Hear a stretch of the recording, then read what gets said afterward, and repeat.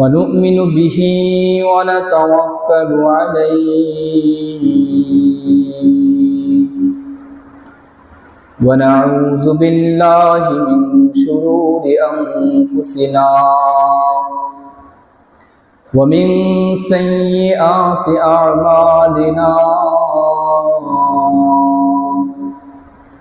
من يهده الله فلا مضل له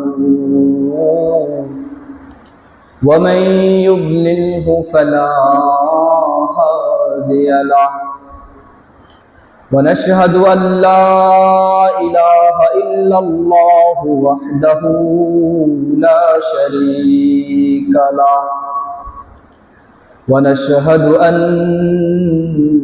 سيدنا وسندنا ونبينا ومولانا محمدا عبد الله ورسوله وصلى الله تعالى عليه وعلى آله وأصحابه وبارك وسلم تسليما كثيرا أما بعد فأعوذ بالله من الشيطان الرجيم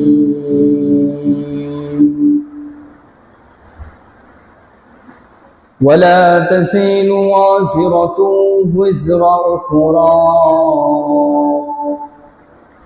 بارك الله لنا ولكم في القرآن العظيم ونفعنا وإياكم بالآيات والذكر الحكيم أستغفر الله لي ولكم ولسائر المسلمين فاستغفروه إنه هو الغفور الرحيم محترم حاضرين আল্লাহ পাক রব্বুল আলামিনের অশেষ মেহেরবানি যে আল্লাহ পাক রব্বুল আলামিন আমাদেরকে দুনিয়ার সমস্ত কাজ থেকে ফারেক করে মসজিদে আগে আসার দ্বীনি কিছু কথা শোনার তৌফিক দিয়েছেন। এই জন্য আমরা সকলে শুকরিয়া আদায় করি আলহামদুলিল্লাহ। আমরা সকলেই আবার অন্তরের অন্তঃস্থল থেকে শুকরিয়া আদায় করি আলহামদুলিল্লাহ। মুহতারাম হাজিরিন, আমাদের এই জুমায় আমরা কিছু শিরকি বিষয়ে আলোচনা করব ইনশাআল্লাহ। এক নম্বর বিষয় হচ্ছে বর্তমান সময়ে আমরা কিছু শিরকি কাজ করে থাকতেছি। শিরকি কাজের মধ্যে শিরিক বলা হয় যে আল্লাহ তাআলার সাথে শরীক করে, তাকে কি বলা হয়? শিরিক বলা হয়। তো আল্লাহ পাক রব্বুল আলামিন বলেন যে বান্দা তুমি শুধু আমাকেই সিজদা করবে, অন্য কাউকে সিজদা করবে না, শুধু আমাকেই সিজদা করবে। তাহলে আমরা যদি আল্লাহ তাআলা ব্যতীত অন্য কারোর কাছে মাথা নিচু করি অথবা সিজদা দেই, তাহলে এটা কি করা হবে? শিরিক করা হবে। যে তার মানে অন্য কাউকে সিজদা দেওয়ার মানে হচ্ছে আল্লাহ তাআলা ব্যতীত অন্য কাউকে কি দেওয়া যায়? সিজদা দেওয়া যায়। কিন্তু এই যে একটা শিরকি একটা বিষয়, এটা আমরা অনেকেই বিষয়টা লক্ষ্য করি না, আবার অনেকেই আমরা জানি কিন্তু অতটা গুরুত্ব আমরা দেই না। দেখেন, কেউ যদি শিরিক করে তার মানে হচ্ছে সে কিন্তু আর মুসলমান থাকে না, সে কি হয়ে যায়? কাফের হয়ে যায়। তো শিরিক, আমরা এই শিরিকটাকে অনেকটাই নরমালি ভাবে নিয়ে নিছি, মনে হচ্ছে না শিরিক, কিন্তু আমাদের দ্বারা শিরিক হয়ে যাচ্ছে। এখন এই শিরিকগুলো কিভাবে হচ্ছে আমি কয়েকটা উদাহরণ আপনাদেরকে দিব, ইনশাআল্লাহ আমরা মনোযোগ সহকারে শুনবো, তাহলে আমরা বুঝতে পারবো যে আসলে আমি আমার মানুষ হিসেবে আমার চলাফেরা হিসেবে আমি কার অনুসরণ করব? আমাদের অনুসরণটা যেন কোনো শিরকি কাজের সাথে লিপ্ত না হয়, আমাদের অনুসরণটা যেন আলেম ওলামাদের সাথে মিলে যায়, সেই চেষ্টা করবে ইনশাআল্লাহ। এক নম্বর হচ্ছে, আমরা অনেকে জানি আটচষি দরবার, চিনি না? বলেন, নাম শুনেনি? নাম শুনেছি। আটচষি সবাই চিনেন না? আমাদের ফরিদপুরে অবস্থিত। এই আটচষি দরবারে তাদের কিছু ভ্রান্তি আকীদা আছে।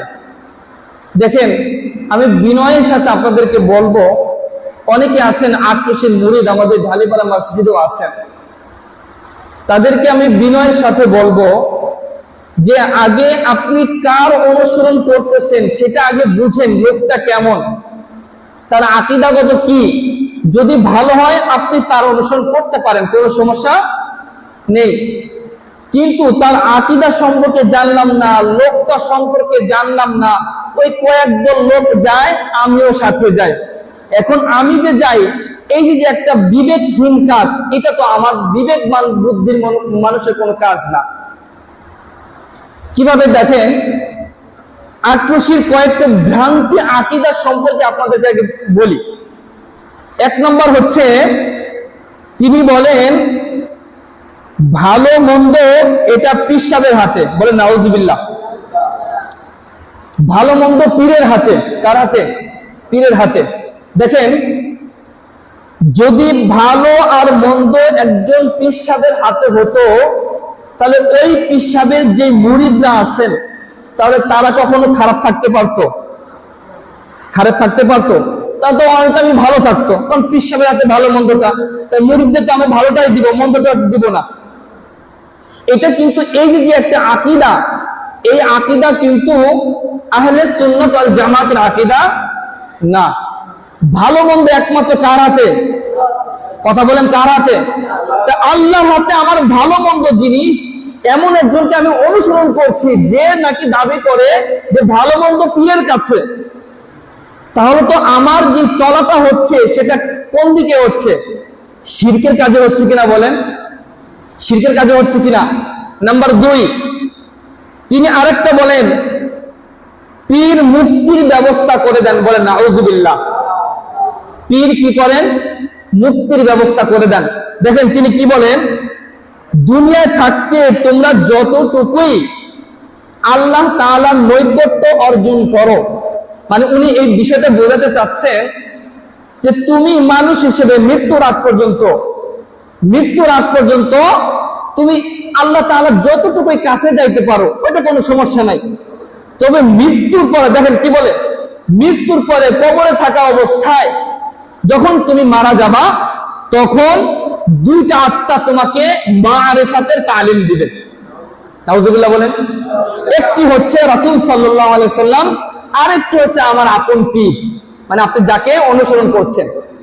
এখন দেখেন, তাহলে ওই পীরের যে মুরিদরা, তারা মারা গেলে, তার মানে সে বোঝাচ্ছে তারা মারা গেলে কবরে যে তাকে মারিফাত তালিম দিবেন। কে দিবেন?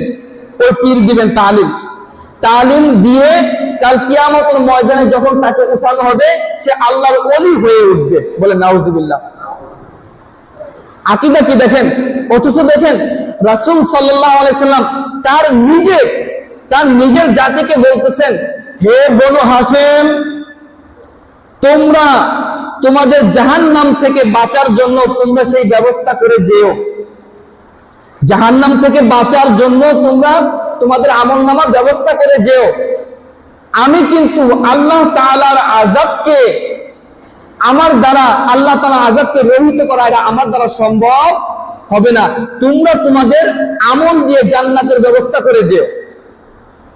শুধু তাই নয়, ওমর ইবনুল খাত্তাব রাদিয়াল্লাহু তাআলা তিনি একই কথা বলছেন যে, ওমর ইবনে খাত্তাব, আমি তোমাকেও বলছি যে তুমি মনে করো না যে রাসূলের আপনজন হইছো দেখে আল্লাহ তোমাকে মাফ করে দিবে, এটা তুমি মনে করো না, বরং তুমি এমন কিছু কামাই করো যেই কামাইয়ের দ্বারা আল্লাহ তোমাকে জান্নাত দেয়।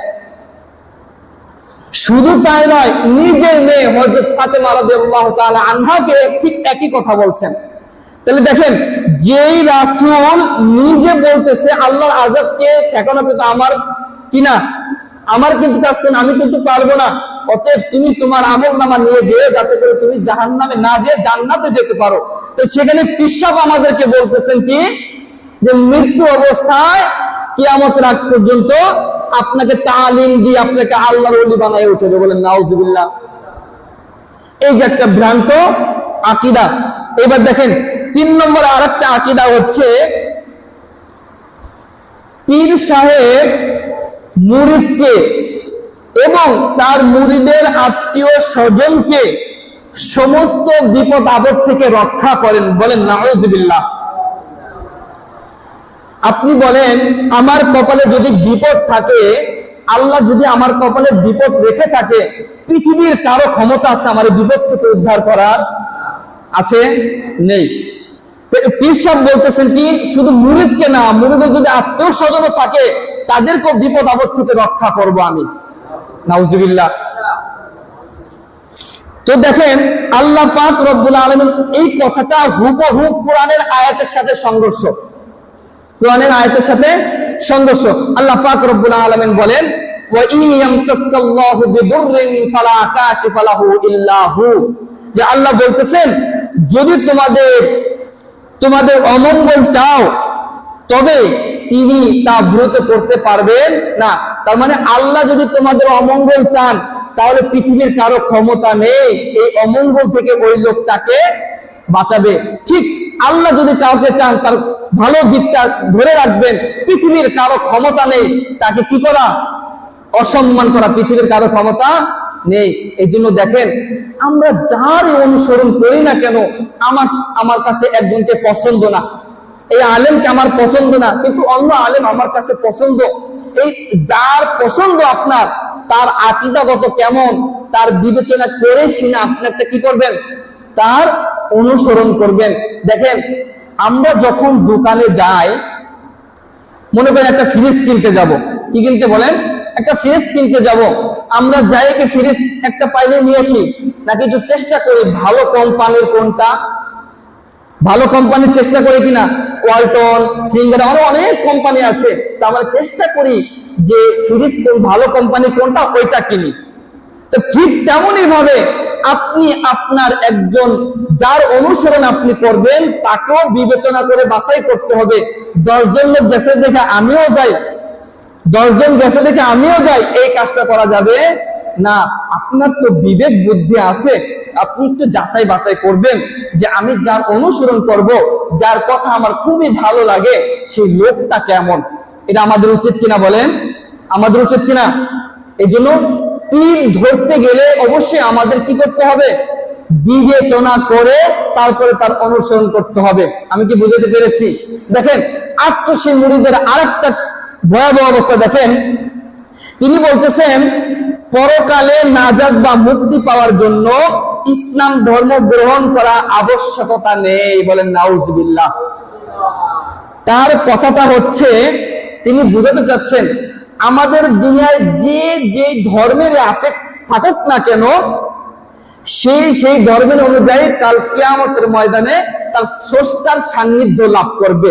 অথচ আল্লাহ পাক রব্বুল আলামিন বলতেছেন, ওয়া মান ইয়াবতাগি গায়রাল ইসলামি দীনান ফালাই ইউকবালা মিনহু ওয়া হুয়া ফিল আখিরাতি মিনাল খাসিরিন। দেখেন আল্লাহ কি বলতেছেন, আল্লাহ বলতেছেন যে ব্যক্তি ইসলাম ছাড়া অন্য কোন দিন অবলম্বন করতে চায় তার থেকে সে দিন কবুল করা হবে না। তাহলে আল্লাহ কি বললেন, ইসলাম ছাড়া মানে মুসলমান ছাড়া যদি অন্য কোন ধর্ম অবলম্বন করতে চায়, আমি কিন্তু কাল কিয়ামতের ময়দানে ওই হিন্দু, বৌদ্ধ, খ্রিস্টান এটা কিন্তু দেখবো না, সে মুসলমান কিনা সেটা আমি দেখব।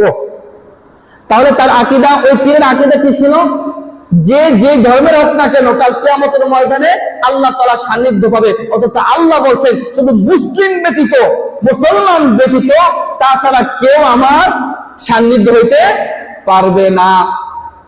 অথচ তার আকীদাটা কি খেয়াল করছেন, তার আকীদাকে খেয়াল করছেন? আমরা অনেকে বুঝি না, অনেকে জানিও না, যাচাই বাছাই করিও না।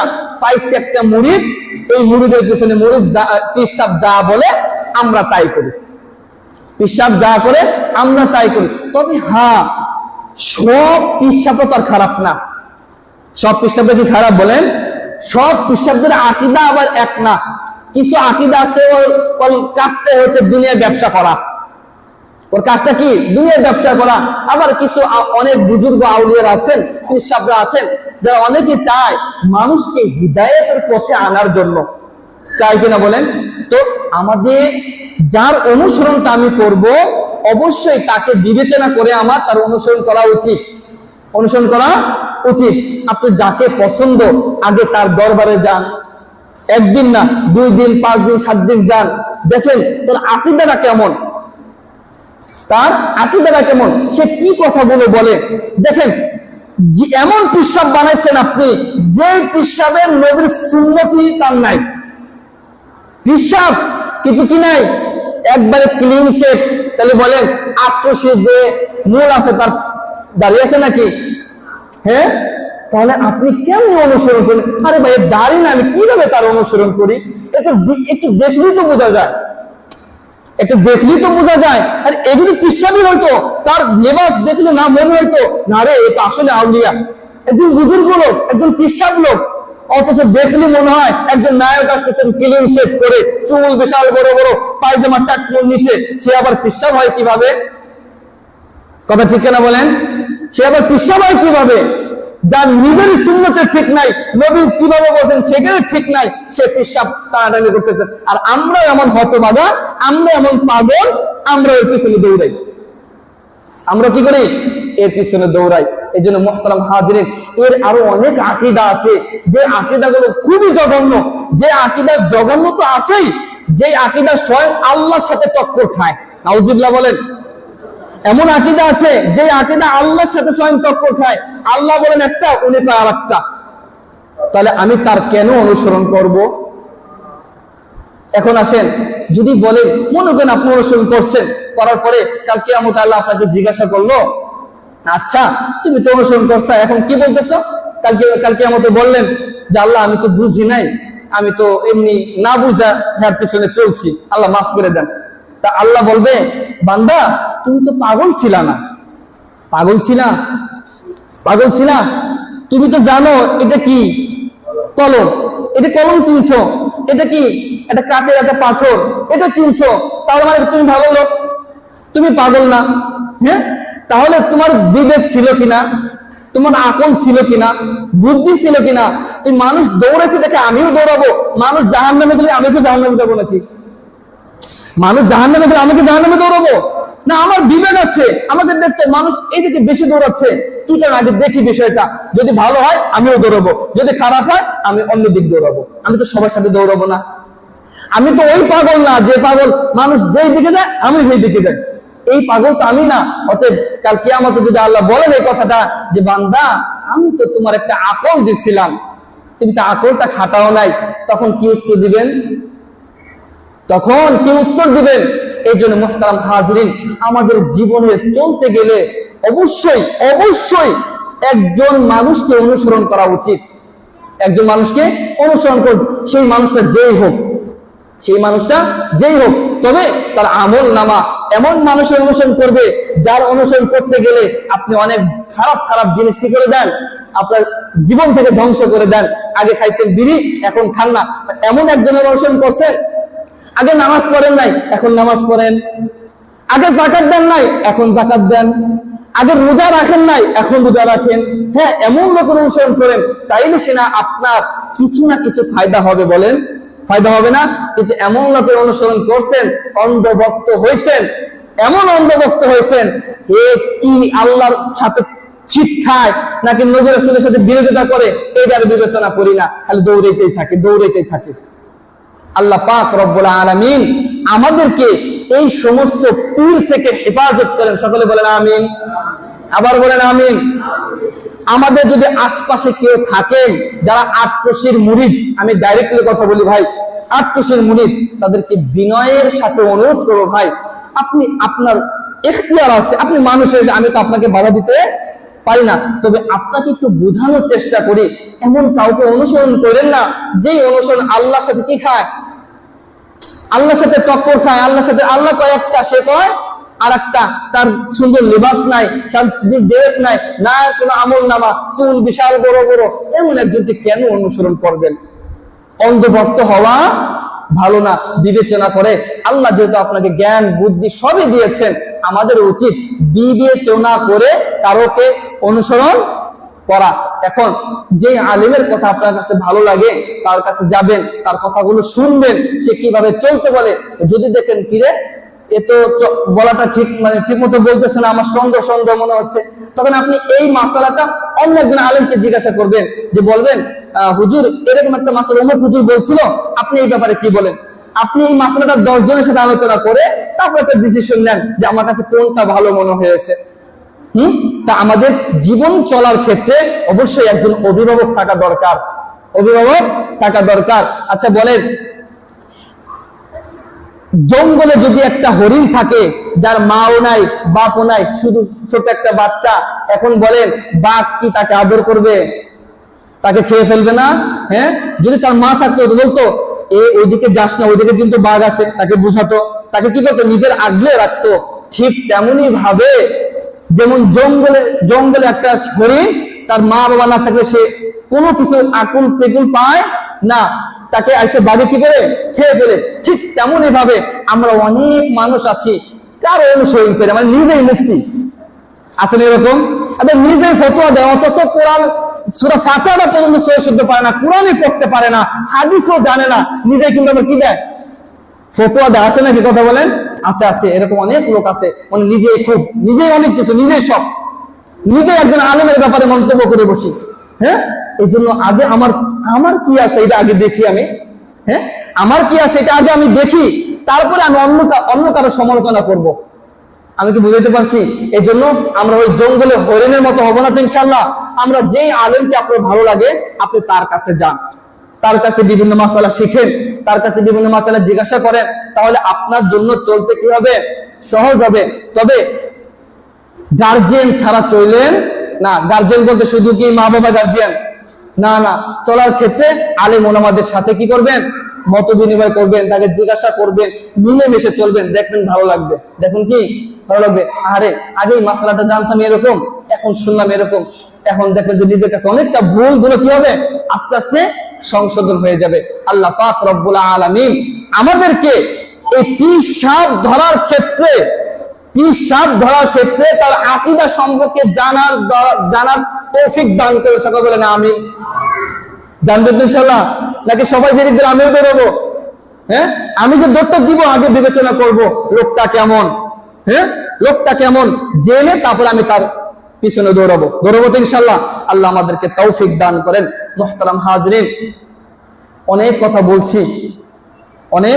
বলছি, যে কথাটুকু বলছি এটা কিন্তু হয়তো অনেক মনে হবে খুব ছোট কয়েকটা কথা, আসলে না ভাই, এটা শিরকি কথা, শিরকি আকীদা। যে আকীদা আপনি মুসলমান থাকেন না, যে আকীদা আপনি মুসলমানে থাকেন না, হয়তো ফেসবুক দেখা যাচ্ছে বাবা মাশাআল্লাহ মুসলমান, কিন্তু আপনি মুসলমান এমন কাজ করছেন, আপনি মুসলমান থেকে বের হয়ে গেছেন। হ্যাঁ, এই জন্য আমাদের সতর্ক থাকবো তো ইনশাআল্লাহ। আল্লাহ আমাদেরকে তৌফিক দান করেন, আমিন। ওয়া আখির দাওয়ানা আলহামদুলিল্লাহি রাব্বিল আলামিন।